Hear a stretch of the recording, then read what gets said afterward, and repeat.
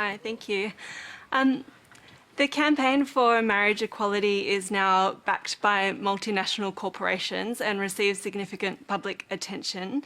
Marriage as an institution rewards people with social and financial benefits whose relationships resemble heterosexual ones, for example, through monogamy or cohabitation or shared assets. To what extent is the campaign for marriage equality an assimilationist campaign seeking a seat at somebody else's table instead of recognising our own diverse family and relationship structures? And what are the risks when debates around marriage equality obscure other ongoing and pressing social issues affecting our communities?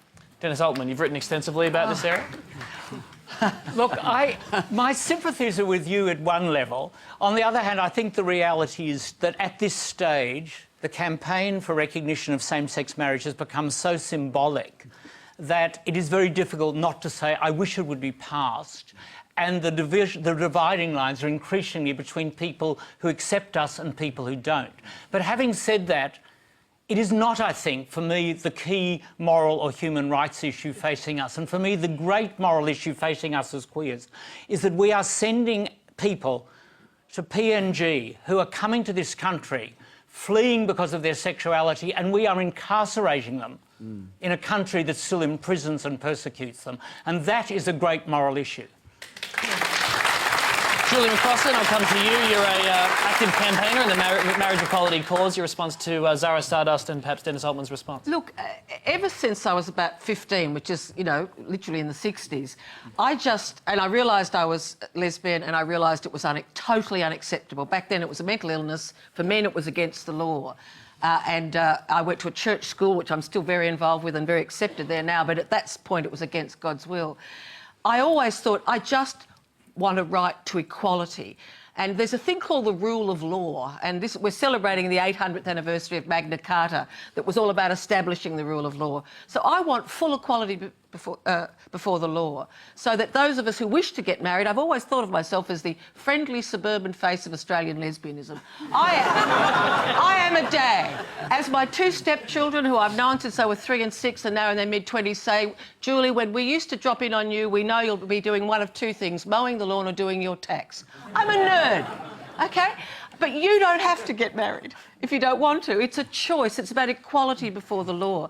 Most Australians now don't choose to get married in churches. They have civil marriages. But can I just say, there is still research that stability between parental figures is good for children. And so, as someone with children, when I did get married in New York, I recently had cancer, I decided I couldn't wait for law reform, rocked over to New York where the woman doing the paperwork said, you Australians are crowding in here now. Our children came with us and they were thrilled. They were crying. It meant the world to them. So there are some people who do like family formation. I'm just conscious of conflating the parenting and marriage issue. We do have a question on same-sex parenting, which we'll come to in a sec. Fred Nile, is there an element where you almost agree with Zara Stardust's approach in that you would advise same-sex attracted Australians to not try and get into an institution that has traditionally been heterosexual? That's right.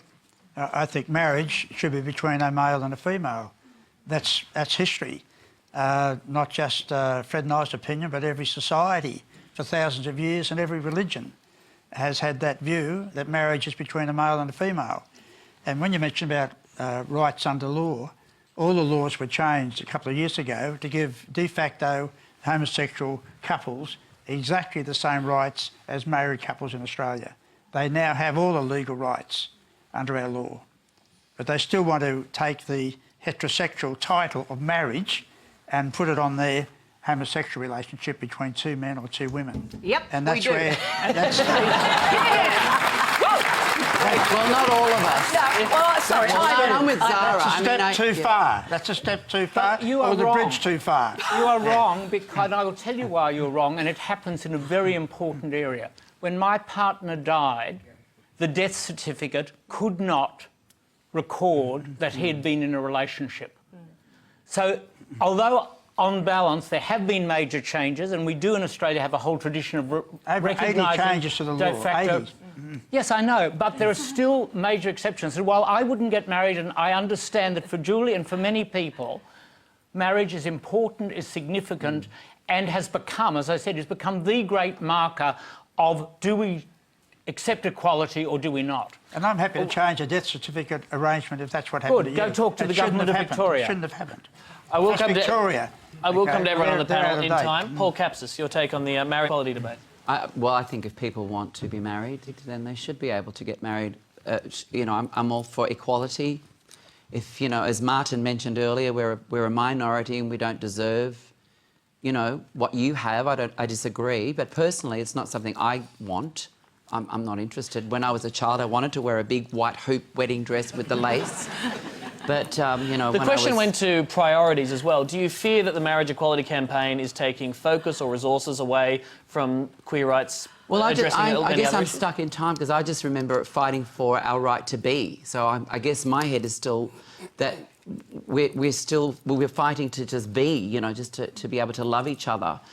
But I think, I mean, we've all changed so much now. We're all divided and disconnected as well. There are people who want marriage and there are people who want babies and there are people who vote Liberal, I mean, in the homosexual community.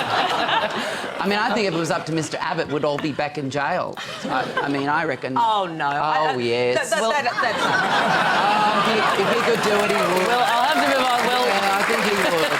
we'll find out the next time Send me Tony back to Abbott comes on Malta. Q&A. We'll be able to find that out. Catherine Hudson, do young people even care about marriage anymore? Yeah, we do.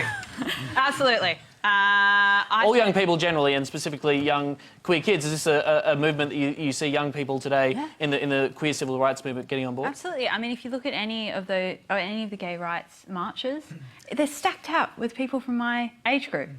And, you know, it's not because we want to run down to the civil registry down the street and, you know, put our name on a certificate and get that all over and done with. It's not that at all. It's that we want the option. It's that simple. Julie Dorman? I'm over it. I really am. Just, you know, the majority of Australians support it. Yep. It should happen. Just, for God's sake, Tony Abbott, get on and let it happen and we can get on with more important things. Can I ask you from a transgender...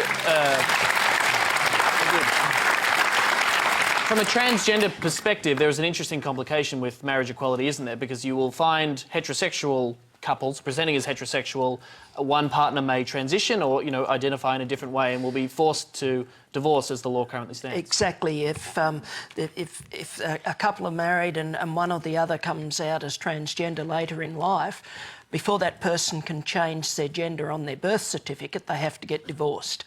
Have a friend who was recently widowed, is male to female transgender, and it's only then that she was able to change her birth certificate to reflect her true gender. You know, she had to lose a partner to do it. I'd be interested in Fred Niles' response to a scenario like that. Well, what worries me that in some of the states in America where it has come in, and in the UK, the people who are being now persecuted are the Christians who don't agree with same-sex marriage. And we had a cake manufacturer who said, I won't make a cake for a same-sex couple for their wedding. They took him to court. They forced the closure of his business. A marriage registrar who was a Christian said, I won't register a same-sex marriage. They took her to court. She lost her job. So there's a lot of... these people talk about, let's be tolerant. Homosexuals say, let's be tolerant. Except when they get the power, they exercise the power.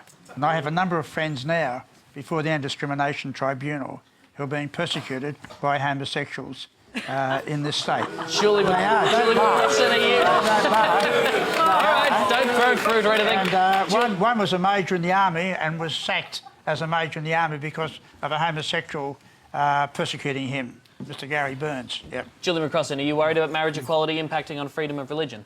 Oh, look, we actually have an established tradition, people will have mixed views on it, of exemptions under anti-discrimination legislation for religious-based organisations. And I think all the people talking about reform, it's about civil marriage.